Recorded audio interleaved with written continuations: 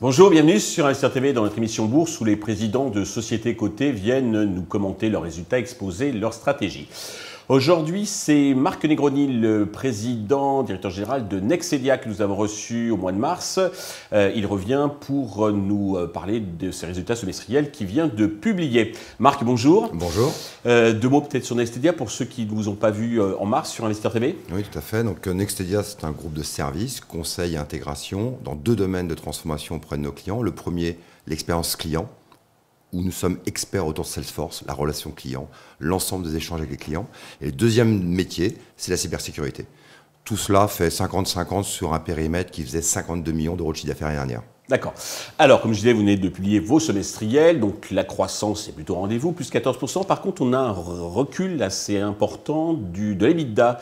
Pouvez-vous nous expliquer les raisons ? Alors, effectivement, déjà, l'EBITDA, on n'est pas du tout au niveau où nous ambitionnons d'être. Ça, c'est clair.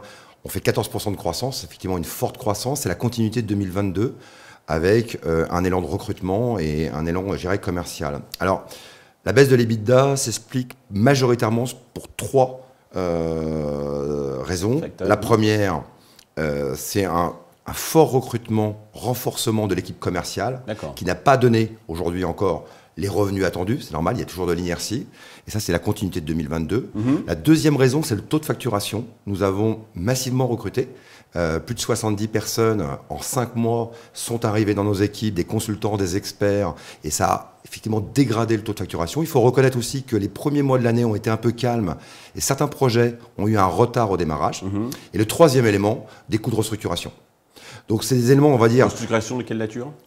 En fait, on restructure les coûts, on restructure un certain nombre de postes et autres, des départs un petit peu volontaires, comme vous pouvez connaître sur le marché, exactement, qui vont se poursuivre. Sûr, oui. Je dirais que ces trois éléments qui sont clairement identifiés, qui ne sont pas structurels, qui ont été conjoncturels, qui le sont encore un peu maintenant, pour être très clair, et qu'on a traité. C'est quelque part de l'exceptionnel, mais dans les comptes, il apparaît effectivement sur les lignes hautes d'exploitation.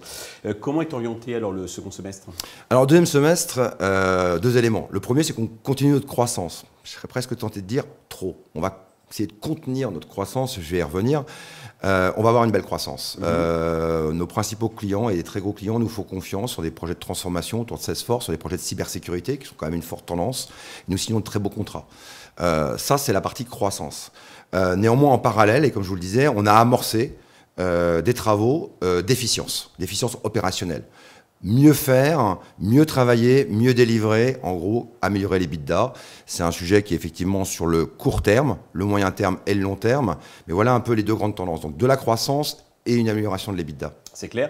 En mars, vous nous aviez parlé de difficultés de recrutement. Apparemment, elles sont résolues puisque vous avez procédé à de fortes embauches. Alors, effectivement, l'année dernière et même au mois de mars, je vous disais qu'on était presque des grands DRH et autres. Le marché s'est un peu retourné, en tout cas de notre perception. Encore une fois, on n'est pas une étude de marché. D'une part, on a une forte stabilité de nos équipes. Turnover relativement faible, les personnes sont embarquées de par la qualité de nos projets, l'ambiance qu'on nous crée. Ça, c'est le premier sujet. Et deuxième sujet, c'est on a confirmé notre attractivité de recrutement, que ce soit en région parisienne ou en région d'ailleurs, sur nos deux métiers. Donc, aujourd'hui, dans notre agenda, le recrutement est toujours un sujet. Il est, j'irais plus sur la partie RH. Mieux former, mieux accompagner les plans de carrière. On recrutera plus des postes ciblés, mais on n'a plus ce sujet majeur que nous avions encore il y a 6 mois. Ok. C'est clair également. Alors, vous ambitionnez donc de réaliser 100 millions d'euros de chiffre d'affaires en 2025, essentiellement avec de la croissance externe. Avez-vous des cibles en vue ? Alors, oui. Nous avons, premier élément, c'est que nous indiquions que nous allions continuer nos stratégies de croissance externe, que nous avons fait depuis 7 ans. Nous sommes passés de 4,5 millions de chiffre d'affaires en 2015 à 53, 52 en 2022. Nous ambitionnons 100 millions d'euros de chiffre d'affaires. Les années précédentes, le marché n'était pas forcément idéal pour faire des acquisitions, soit en termes de valeur, en termes de stabilité de marché. Là, clairement, on est dans une autre dynamique et on est maintenant devenu proactif. Nous avons un certain nombre de rendez-vous, de rencontres. Je ne peux pas donner des tendances. Clairement, je ne peux pas donner des tendances. Mais ce que je peux vous dire, c'est que dans l'ambition des 100 millions d'euros, effectivement, il y a une part significative de croissance externe et nous sommes dans une dynamique très proactive sur le sujet. D'accord. Vous aurez les moyens de le faire. Vous pouvez nous faire un petit point sur les fonds propres et l'endettement qui s'est amélioré? Alors, sur le plan des fonds propres et de l'endettement, alors l'endettement net est de 300 000 €. Donc on n'a quasiment pas de dette. Oui, je dirais que c'est même trop faible. Nous avons 9,4 millions de dettes étalées allant jusqu'à 2030. Et nous avons 9,1 millions de trésors actifs à fin juin. D'accord. Ça, c'est placé en DAT à 4%. C'est des sujets financiers, mais effectivement, on a cette... Je vous rappelle aussi que nous avons des clients qui nous payent bien, avec très peu de retard de paiement. Donc on avait une gestion du DSO, du retard de paiement, qui était bien établie. Ce qui nous donne en fait un gearing, un rapport de 1%, ce qui est très faible. Donc on a cette capacité-là. Néanmoins, dans notre logique de croissance externe, il y aura toujours un mix cash et un mix action pour faire rentrer ces futurs leaders au sein du groupe et de la stratégie du groupe, avec un bon équilibre dilutif et création de valeur, bien évidemment. Et nous avons besoin fortement d'améliorer notre EBITDA. Donc une capacité financière et d'endettement qui est réelle, mais on est dans la continuité de l'amélioration de l'EBITDA pour réussir notre projet de croissance externe. Parfait. Pour conclure, alors le titre est en repli, mais bon, c'est le propre des small cap ou des mid cap, donc d'environ 18% depuis le début de l'année. Avez-vous un message particulier à destination de tous les actionnaires, investisseurs qui nous regardent?